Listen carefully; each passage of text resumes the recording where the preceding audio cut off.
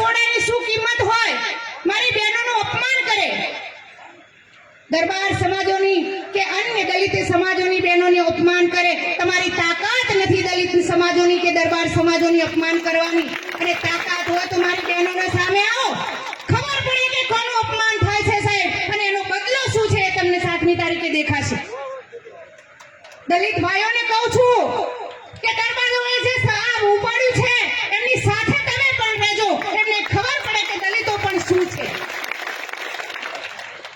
અને દલિત સમાજે એક મામેરું ભરવાનું છે જ્ઞાની બહેનનું. મામેરું સાહેબ રૂપિયાઓનું, લાખો કરોડોનું હોય છે, પણ સાહેબ આપણે મત આપી અને મામેરું ભરવાનું છે. પણ એ મામેરું કેવું ભરવાનું છે? ગણતરી કરે ને એ દિવસે ઓફી જવાય અને ખબર પડે કે દલિત સમાજે જ્ઞાની બહેનનું મામેરું ભર્યું હતું. સાહેબ આ વાત મારે તમને કરવી છે. મારી